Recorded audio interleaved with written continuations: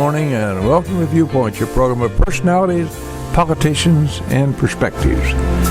This morning, with your permission, I've talked to Judy and Jim about this, see if they concurred. Rather than going into our kudos part, I think I'd just like to make a comment on the situation down there in Texas and how serious condition our country's in. Judy and I were talking as we drove up here this morning, and I said, well, dear, you can't fathom a sick mind. And I know the best medicines and the best law prevention, so you can't prevent a sick mind. And I guess that's the way we have to accept that. Just keep those families, 19, my God, I can't believe that. 19 families are in need of your prayer. So let's think about that. Judy, we have a nice, handsome young fellow showed up this morning to talk to us about the weather. And the first thing I'm going to do is give him, for the month of May. That's the worst month of May in my 99 years. So let's introduce our guest this morning. Yeah, we're really lucky to have a weatherman, literally. Genuine weatherman. Ed Shimon is the warning coordinator meteorologist with the National Weather Service. So all this wind we've had for a couple months, we're going to talk to him about that and how long we have to put up with it. I'm about tired of wind. And the poor farmers, I thought they'd never get out in the fields. Who was the head of planning in the weather department? Yeah, we've had our share of wind this spring. It really has. If it wasn't raining, it was blowing 40, 50 miles an hour, it seemed like, this spring. And we just kind of got, both ends of the gamut. And really, spring has almost been skipped again. We had a cool April, drizzly, and all of a sudden 90 degrees shows up on our doorstep, and it's like, well, summer's arrived, I guess. Spring, you're going to have to take a back seat one more time. One more time. One more time. Do people ask you always, because you're a weatherman, what in the world is going on with all this wind or all this? My 40 acres have moved over to my neighbor's place, It's just the berries, isn't it? Right, exactly. Yeah, you never know what you're going to get. It's like a box of chocolates. So, Good analogy. Yeah, the questions come in regularly when something kind of unusual is occurring and people want something better. It's like, why is this happening to me? And is my memory faulty? Well, yes. There's the answer to that is yes. But seriously, it seems to me that this month of May has been more difficult than ones I can remember in a long, long time. It seems to me like every day the wind machine was cranked up. Am I correct in that, or is there a history there? Oh, yeah. We definitely have had an excessively windy month. Just weather systems have had higher and lower pressure that have been close together. So that creates those winds that the wind is trying to regulate the pressure across the earth. So when there's low pressure and high pressure close together, you get really strong winds that develop between those. And we just had an unfortunate series of weather systems that have just kind of packed a punch through this month. It's just kind of... Ed, let's go back to... Excuse me, honey. Sure. Go right ahead. No. Can you ever guess what's coming next by what's there at the time? Sure, yeah. And that's the way our computer models are driven. They say, what's happening right now? All right, I know how weather's evolved in the past based on just physics. Sure. And computer models predict into the future based on snapshots of the current and present conditions. So, and we can do the same thing as meteorologists. We've had experience. I've been in the Weather Service since '94, so I've got plenty of weather systems in my past. So we know how things evolve in our mind, and then we project that forward based on help from computer models. When did the National Weather Service evolve? The Weather Service goes way back into the 1700s Really? They started recording weather in the United States way back then, and the Weather Service itself was part of the Department of the Army, I believe, in the beginning, way back in. Well, how did they guesstimate the weather? Just go outdoors and lick your finger and hold it up in the air? There was primitive, temperature gauges.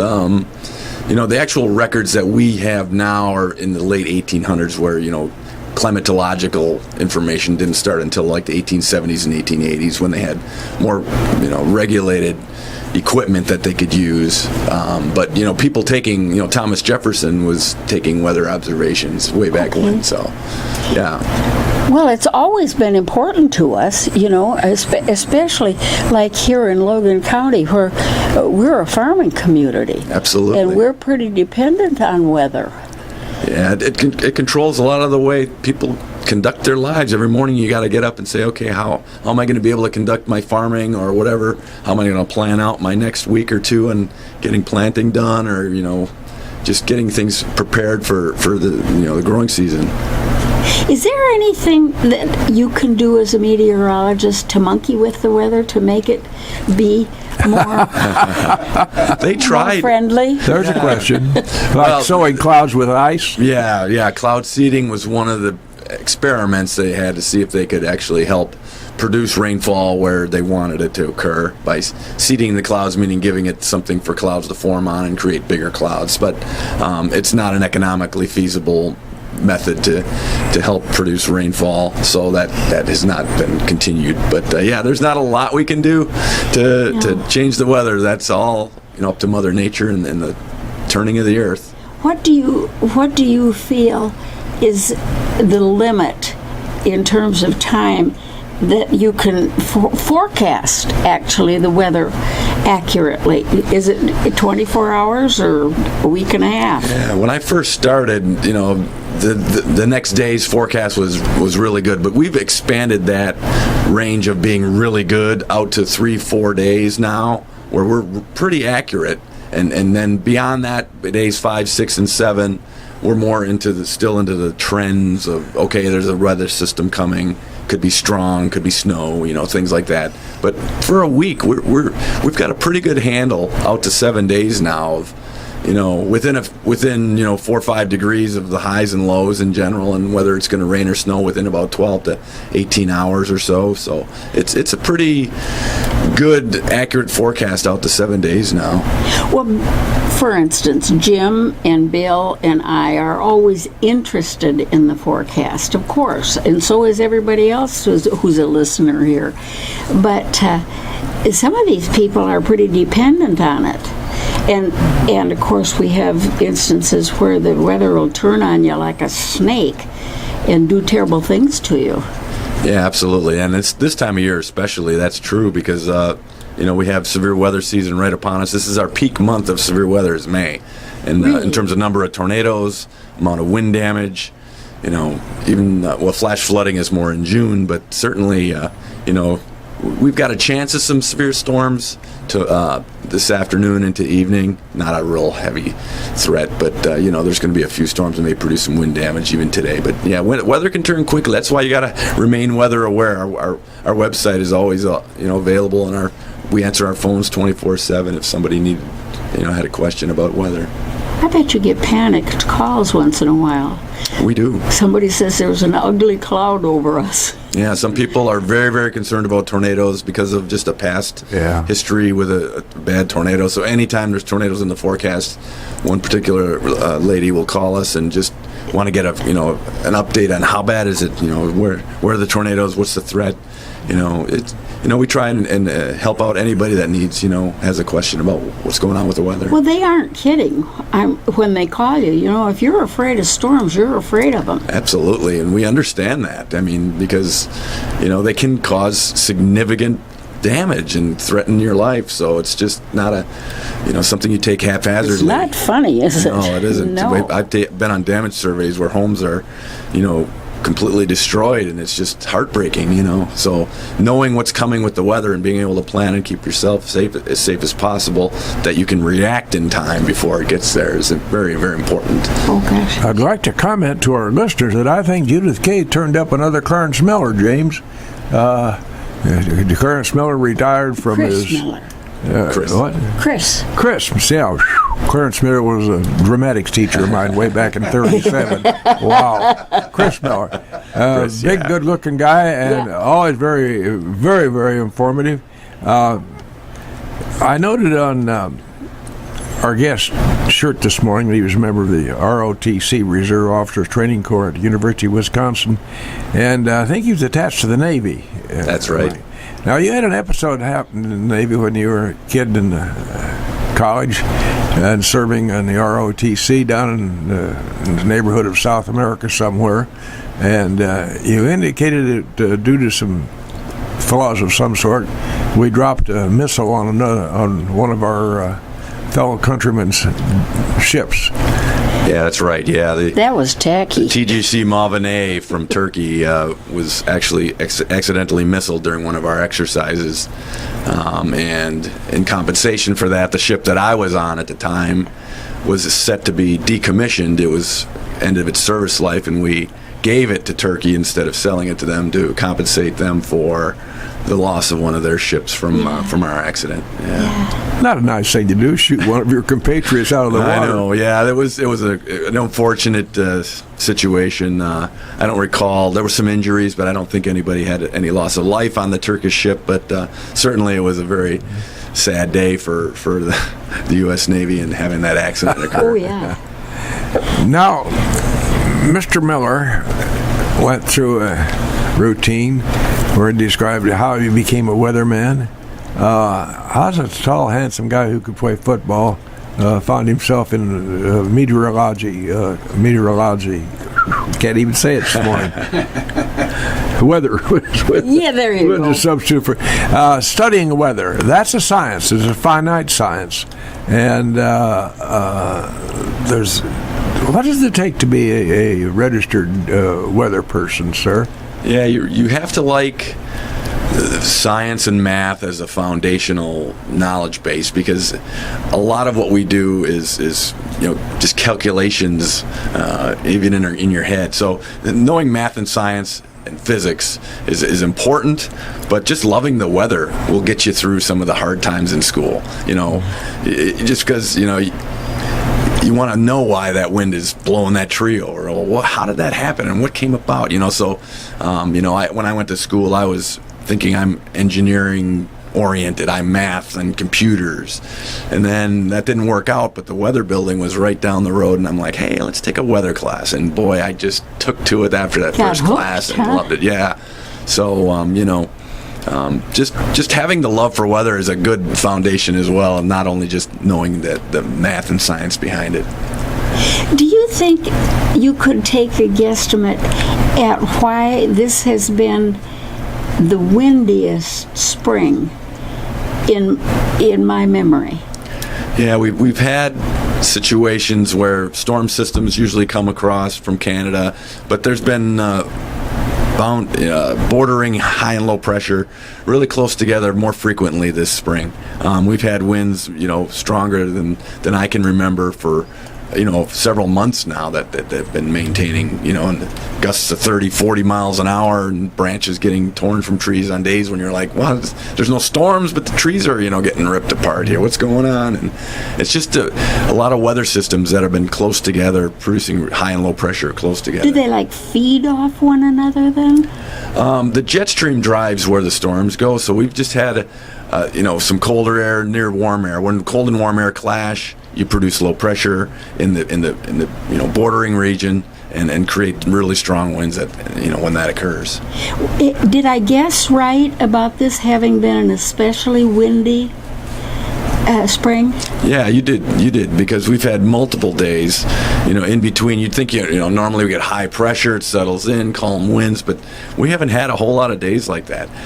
Each day that seems to clear out, the winds start picking up, and we've had, sustained winds of 20 to 30 miles an hour for a lot of days this spring. 648-5510. We're going to have to take a quick commercial break. We have to honor our sponsors, So while we're honoring our sponsors, conjure up a question or two for our guests this morning.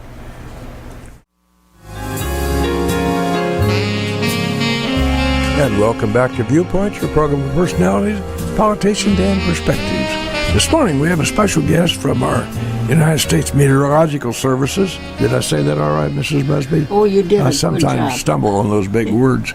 Ed Shimon has been with us, and he's replicating Chris Miller, whom we used to have from time to time. He's always very gracious to come visit with us. And it occurs to me there's some analogy. Chris was a big boy. This is a pretty good-sized boy, too. He's not puny. He's not a 97-pound weakling, are you? Right, no. 648-5510. If you have some questions, seriously, be nice to the gentleman. He's a very nice man. Father of 3, involved in youth activities, coaching and so forth for his kids. One of our solid citizen type boys. So 648-5510. Be nice to him because he can change the weather on you in a heartbeat. That's right. Well, go ahead, everybody must have questions about weather because you never stop talking about it. Right. They always say that that's something you can do nothing but talk about. Exactly, yeah. Whenever I go to a social event, I say I'm a weatherman, and like, and the questions just start flowing. Either tornadoes or hurricanes or whatever has been important in their life. Yeah, so it's a great conversation starter when you say you're a weatherman. 'Cause not a lot of us.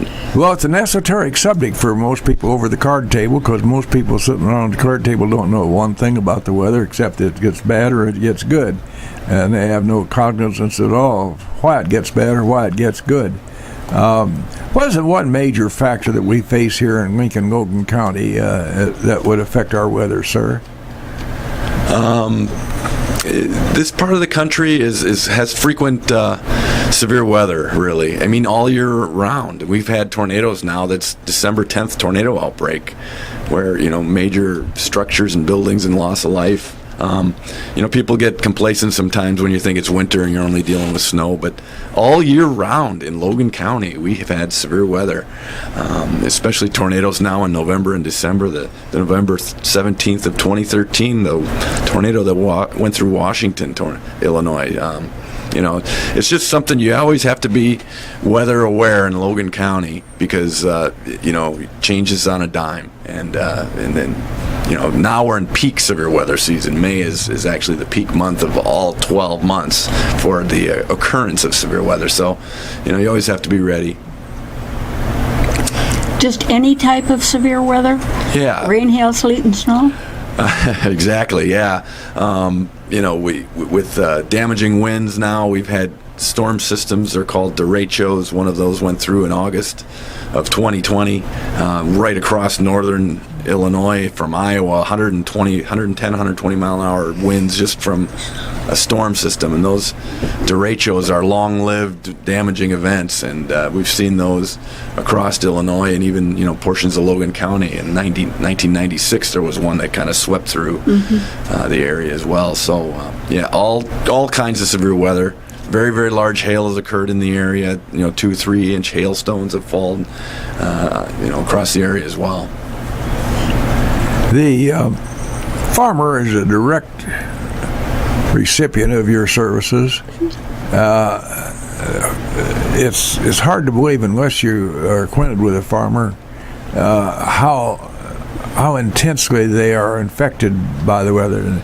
I go back to the days when you hooked up Bob and Betty to a plow and took to the field. Now we take our Johnny Deeres and our farm-alls and so forth, and they can farm a lot faster. But you can't affect the weather with tractor versus horses. So, do you have people call in directly to your weather service asking for your information? That's correct. Yeah, we do, and we've got a weather line. What you can call our office is 732. It's kind of a hotline. It's just the office line, the administrative line. There's a weather line where you can actually push a button to hear the Peoria forecast, Springfield forecast, and East Central Illinois forecast. 732-732-321. So that one is available just for those weather forecasts. But if you want to talk to us, we have a line open. 732-3089 is our office line, and then you just hold on and we'll answer the phone and you can talk to us. We're one of the only government agencies where 24/7 you can talk to a person. When you think about that, That doesn't happen very often. We pride ourselves as a weather service to being available to anybody that wants to know about the weather 24 hours a day. So you're really our weather, or our government at work, aren't you? Absolutely. We're a 24-hour a day, 7-day a week, 365 days a year. Doesn't matter. Somebody, at least 2 people are there round the clock, available to anybody that really has a question and wants to know, how's the weather going to affect me today? Sir, you used to, if memory serves me, and that's kind of an iffy thing, did you ever have tours, public tours of your weather services, sir? Yes, sir, we do. We had a lot of schools come through and other Kiwanis groups. I've got a group of Experimental Aviation Association, EAA pilots in Peoria that asked me if they could come down because they wanted to watch our balloon launch, because they're very interested in, sampling, seeing how the air mass is sampled by balloon launches, because they monitor those closely as well. So just the full gamut. Cub Scouts, I'm in charge of our Cub Scout group in Peoria. So, any range of, we've had retirement home people come, all ages. That'd be us, Bill. Yep. We've had everything, and it's open. And not, COVID shut that down for a while, but we're starting to, relax those restrictions. Although Logan County is at a little higher level of transmissivity at this moment, but we're trying to get people back and more familiar with the weather service. As far as Logan County is concerned, where are we on the spectrum? When you think of people who are really affected by the weather, do fronts seem to be drawn to Logan County ever? Not necessarily drawn, but they're definitely a vulnerable area because it's wide open. When winds start blowing, storms can be more severe in open areas because they're not having, the friction of buildings slowing down, during stormy weather. But it's definitely, a very active area of Illinois in terms of severe weather. We just seem to get storms from Iowa or storms from Missouri. They just seem to, frequently flow through the area, and it's a vulnerable spot. Is that why they built the Weather Service here? The Weather Service was built here because the radar was wanted to be positioned between major metropolitan areas. If you don't want a radar within a city because you want to be able to see the weather that's over that city. Mm-hmm. Radar looks out. Radar doesn't look straight up, and very, very close is harder to get a really good signal. You can see close to a radar, but when you have major metropolitan areas, they try to position the radar so that you can get a good sampling of the weather that's going to be affecting some of the larger cities. So that's where we placed, and then we had the opportunity to have some cheaper land purchased over there as well. So 648-5510, our guest this morning, representing our United States government weather service. Sir, before weather prediction became such a finite science, the old fellow recalls that citizens, for instance, I remember Jack Gordon here in Lincoln, Illinois, had a little sort of a station in his backyard, and daily he went out and took readings off of this station and reported them, heavens knows, probably to Peoria or somewhere. And those days are gone because you have your scientific instruments right there at your weather station. But I think that was pretty common in those days. A citizen X from some community would go out in his backyard and take some readings off of a kind of a little bird feeder hutch and report those in. Yeah, we still have that. We have a cooperative observer program that's very active still in the Weather Service, where we go and bring equipment to someone's home who feels like they can help us on a daily basis.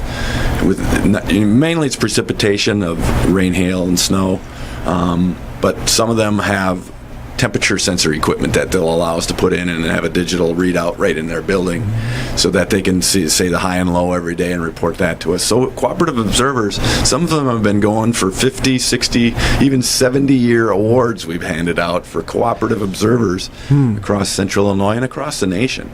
But that would be such an interesting thing for somebody to become involved in. Absolutely. Because we all talk about it, Sure, absolutely, yeah. And they provide a vital service. Some of them are almost, basically climate network spots for us that they've been going so long and helping us get a consistent record over many years, because climatology is usually, we look at 30-year chunks of time, and every time we change a decade, we'll do a new set of normal temperatures and precipitation, and those cooperative observers are a key part of making sure that we have the climate documented properly.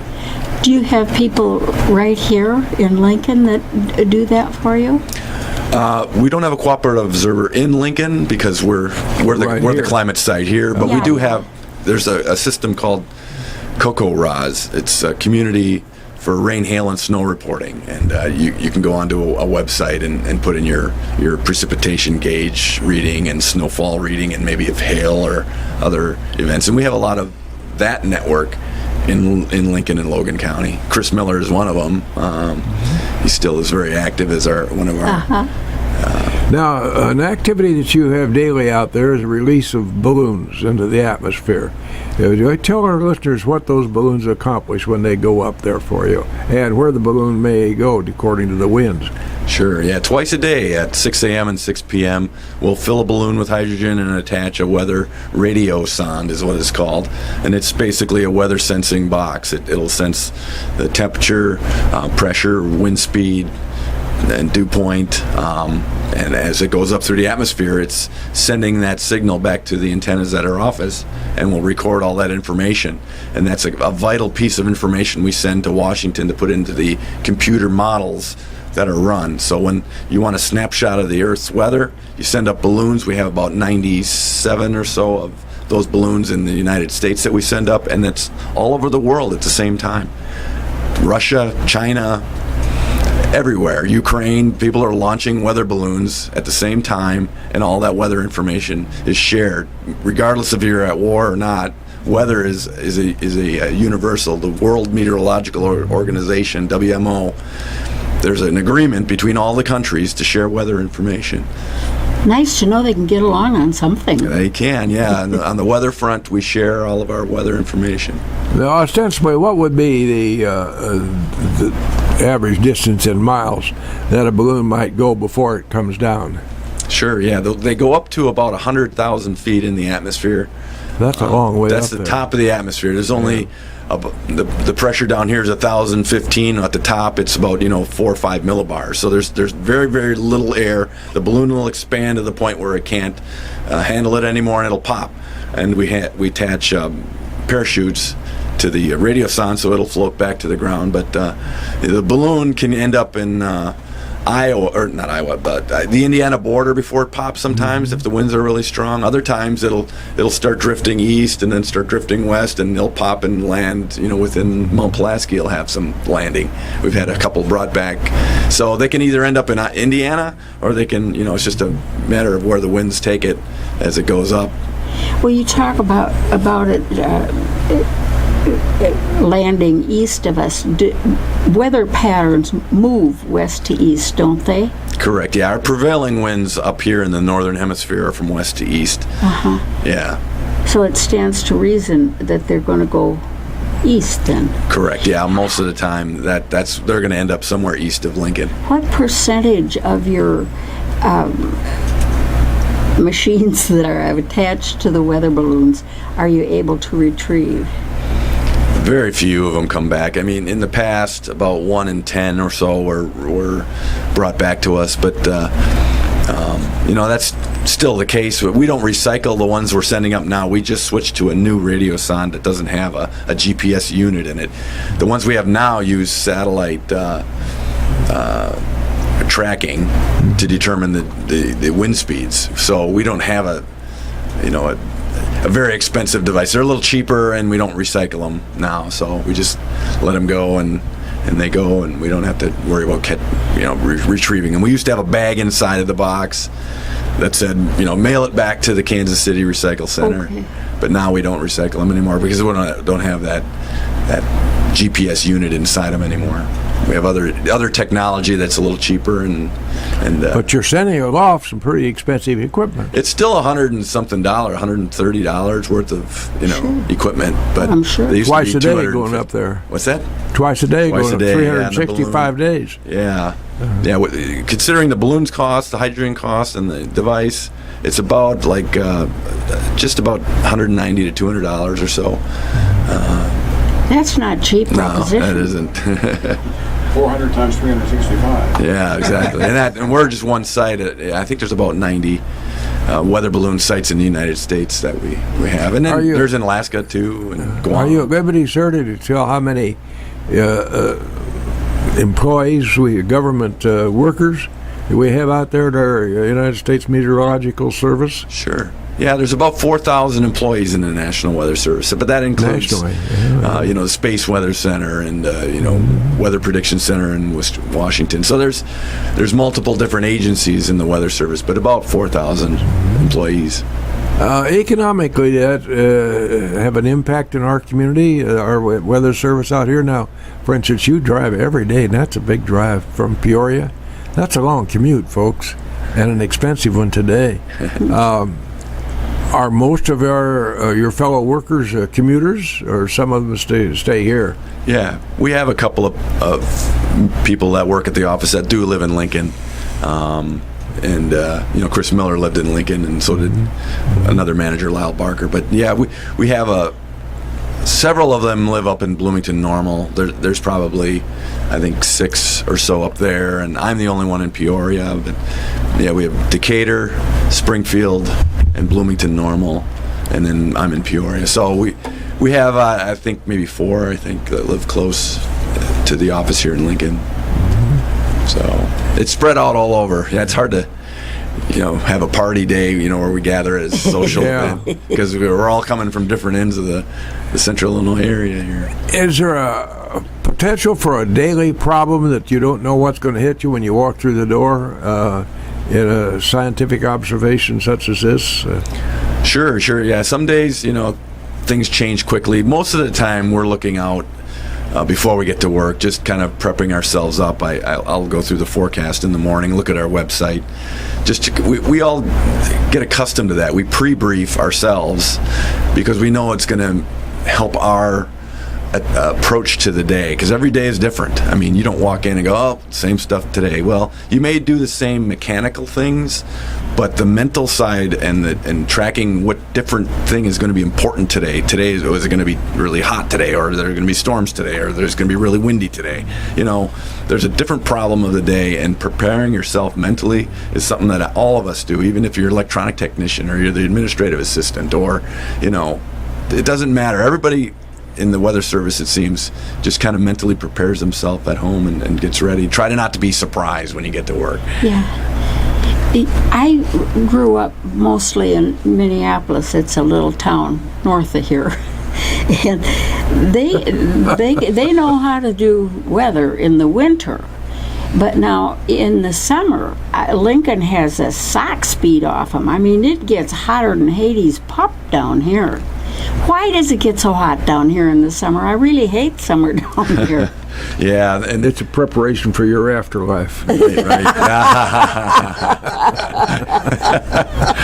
And to think he's my friend. That's a good one. Well, the thing about Central Illinois is a lot of farming, obviously, and those fields full of corn, soybeans, they pump moisture into the air. So it makes any heat that you do get feel hotter.